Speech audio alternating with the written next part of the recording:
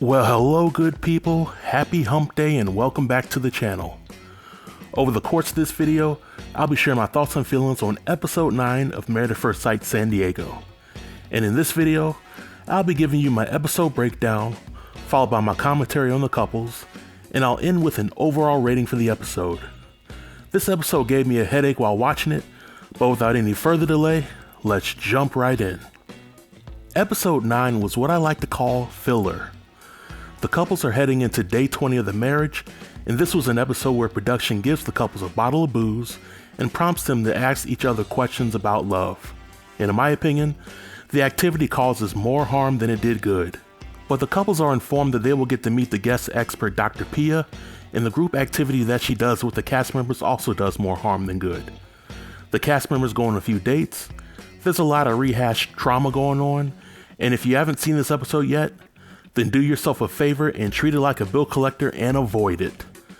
The only way that I recommend that you watch this episode is if you have your own bottle of booze near you, or you just want to put yourself through the torture.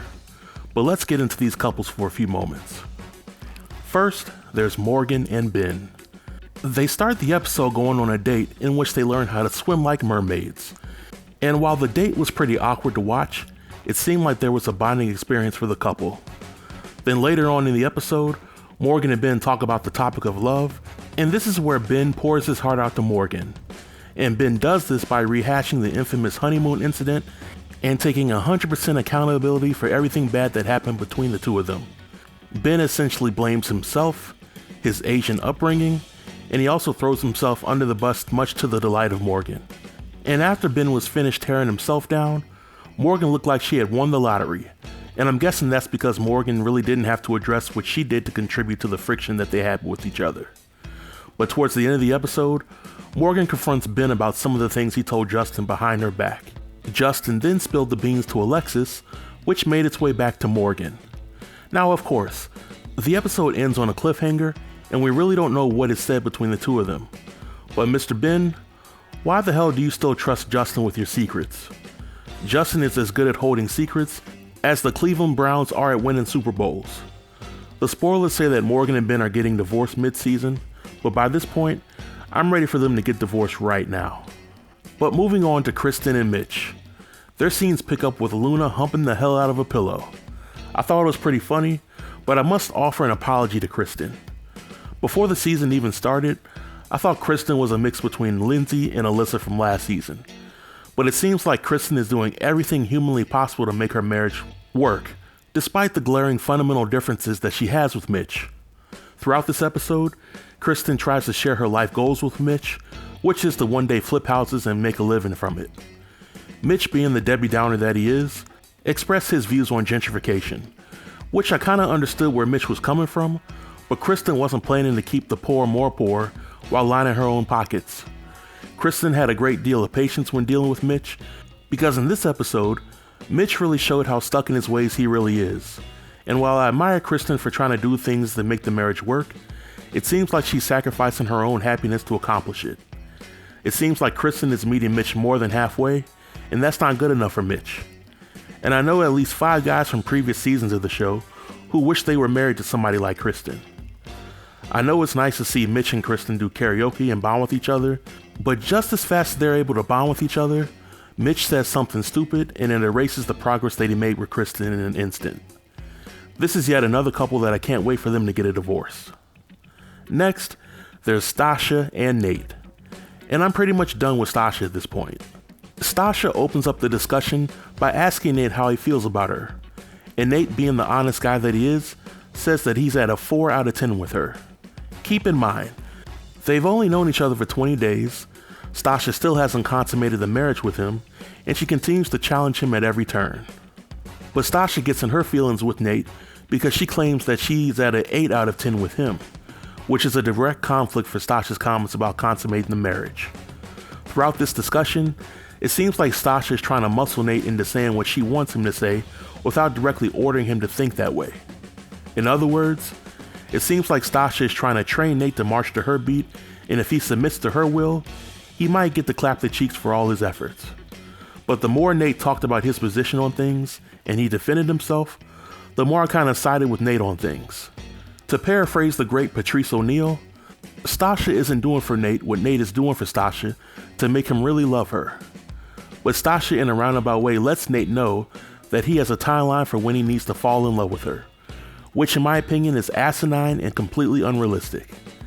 I was proud of Nate for calling Stacia out for trying to manipulate him, because that's exactly what she's doing.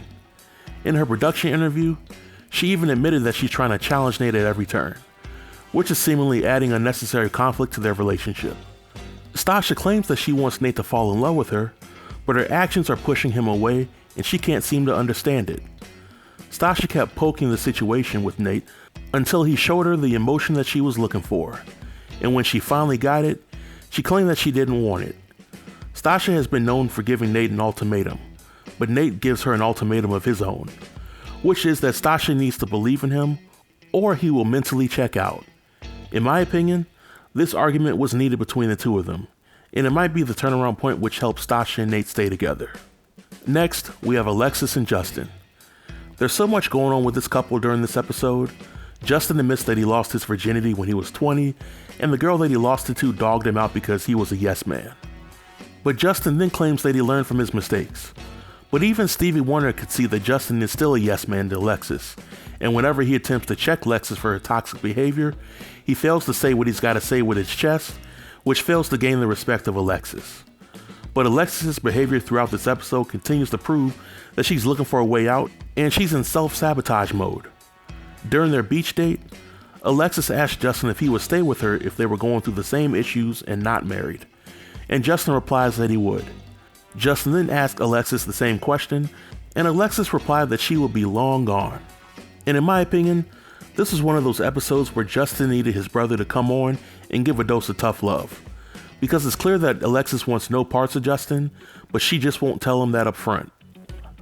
And finally, there's Lindy and Miguel. They seemingly had the shortest scenes out of everybody in this episode, but InsuranceGate is no longer an issue with this couple. Miguel claims that he had a come-to-Jesus moment with Lindy and she apologized for her conduct. But in my opinion, Lindy allowed her crazy side to come out, and that was just a preview of what Miguel has to look forward to in the future. But throughout this episode, they talk about the concept of love and how Lindy popped off at Miguel last episode. But it seems like they have come to some sort of common ground and wish to continue on with their marriage. In my opinion, Lindy reminds me of Katie from season 10 DC. She comes off as sweet and innocent, but in the flip of a switch, she can go crazy with no warning. I certainly hope that the issues that Miguel and Lindy have can be fixed by the end of the season. But overall, on a scale of 1 to 10, I'll give this episode a 2. It was a lot of filler, a lot of unnecessary drama, and the efforts that the show made towards trying to help the couples get closer failed pretty miserably. But the new guest expert, Dr. Pia, is a replacement to Dr. Viv from last season, but the verdict is still out on how her work will impact the cast members. Thus far, I'm not really feeling her style of working with the cast members, but we shall see. And this marks the end of my review. If you have any questions or comments about my review or the episode, feel free to leave them below in the comment section, and I'll be sure to reply to everybody. Until next time, stay tuned and stay safe. Peace.